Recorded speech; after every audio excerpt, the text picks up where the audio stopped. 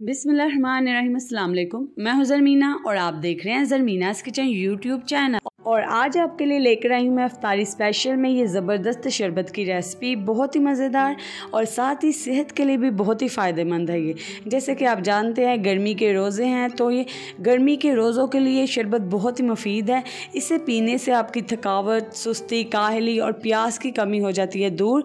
तो ये समझ लीजिए, ये शरबत पीने से आपका दिल दिमाग हो जाएगा ठंडा, क्योंकि सिर्फ एक गिलास पीने से ही ठंड पड़ जाती है। तो आप भी ज़रूर इस शरबत को इफ्तार में बनाएं और बड़ों के लिए, बच्चों के लिए, सभी के लिए बहुत मुफीद है।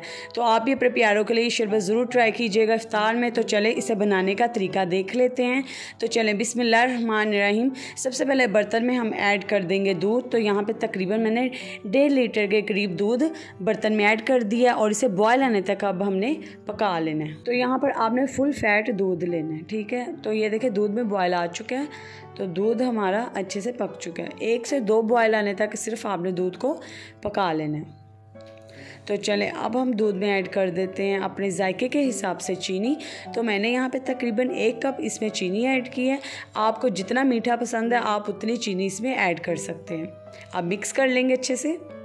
तो चले अब हम इसमें अगली चीज़ ऐड करते हैं, जो कि है वनीला कस्टर्ड, ठीक है। बहुत ही क्रीमी सा इसमें फ्लेवर आएगा, जायके में भी बहुत ही अच्छा लगेगा।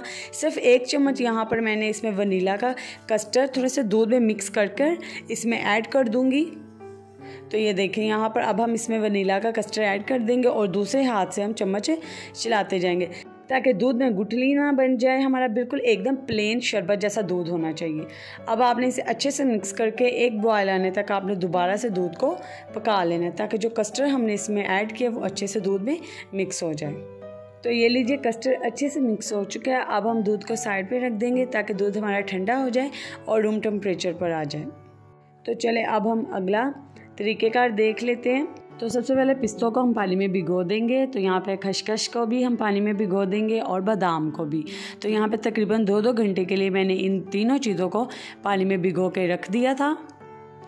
तो चलें अब यहाँ पर हम ब्लेंडर लेंगे और सबसे पहले हम इसमें ऐड करेंगे 8 से 10 यहाँ पे सब्ज़ी इलायची। जैसे कि आप जानते हैं सब्ज़ी इलायची जिगर के लिए, मैदे के लिए बहुत ही ज़बरदस्त होती है, प्यास की कमी को दूर करती है। और हमने अभी इसमें भिगे हुए बादाम ऐड कर दिए हैं, भिगे हुए यहाँ पे पिस्ते ऐड कर दिए हैं और अब हम इसमें ऐड कर देंगे खसखस। तो इसको मैंने तकरीबन भिगोने के बाद 2 से 3 पानी से अच्छे से धो लिया था ताकि इसकी तमाम मिट्टी दूर हो जाए। अब इन तमाम चीज़ों को हम थोड़ा सा पानी ऐड करके अच्छे से ब्लेंड कर लेंगे ताकि इनका एक स्मूथ सा पेस्ट तैयार हो जाए। तो ये देखें यहाँ पे हमारा बहुत ही स्मूथ सा पेस्ट तैयार हो चुका है। तो आप इसे बनाकर तकरीबन पूरे 1 हफ़्ते के लिए इस्तेमाल कर सकते हैं।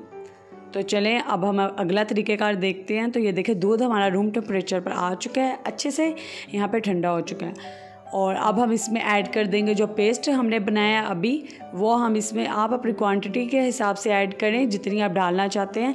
मैंने यहाँ पे तकरीबन 2 चम्मच ऐड किए हैं और अब इसे अच्छे से मिक्स करेंगे। तो दूध में आपने ये पेस्ट डाल के अच्छे से मिक्स कर लेना है। अब हम इसमें एक और सेहतमंद चीज़ ऐड करेंगे जो कि तासीर में बहुत ही ठंडी होती है। तो यहाँ पे हम इसमें ऐड कर देंगे 2 चम्मच भर के तुकमलंगा, जिसे बेजल सीड कहते हैं। अब आपने इसमें डालने के बाद इसे अच्छे से मिक्स करना है। तो अगर आप इस शरबत को कलरफुल बनाना चाहते हैं तो इसमें आप कोई भी सब्ज़ शरबत या लाल शरबत ऐड कर इसे कलरफुल बना सकते हैं, लेकिन मैंने इसमें कोई शरबत ऐड नहीं किया क्योंकि ये ऐसे भी कलर में बहुत ही खूबसूरत है। तो चले अब हम इसे अच्छे से मिक्स कर लेते हैं। तो ये हमारी बहुत ही ज़बरदस्त देखें यहाँ पे एनर्जी ड्रिंक तैयार है। तो आप भी इस शरबत को इफ्तार में ज़रूर ट्राई करें। आपकी सारे दिन की सुस्ती, काहली, थकावट सिर्फ 1 गिलास से दूर हो जाएगी। आपके दिल दिमाग को ठंड पड़ जाएगी। ज़रूर ट्राई कीजिएगा, बच्चों को, बड़ों को, सभी को बना कर दीजिए। तो सर्व करने से पहले आप इसमें बर्फ़ डालकर इसे अच्छे से ठंडा कर फिर आप इसे पिएँ, क्योंकि इसका असर जायका ठंडा होने के बाद ही आता है। तो उम्मीद करती हूँ आपको रेसिपी पसंद आई होगी। तो इस वीडियो को ज़्यादा से ज़्यादा अपने फ्रेंड्स एंड फैमिली मेम्बर्स के साथ शेयर कर दीजिए। और अगर आपने अभी तक चैनल को सब्सक्राइब नहीं किया तो चैनल को सब्सक्राइब कर दीजिए, बेल आइकन को प्रेस कर दें, क्योंकि इसी से मेरी आने वाली हर नई रेसिपी का नोटिफिकेशन आपको मिल सकेगा। और मुझे कमेंट करके बताएं आपको आज की ये रेसिपी कैसी लगी।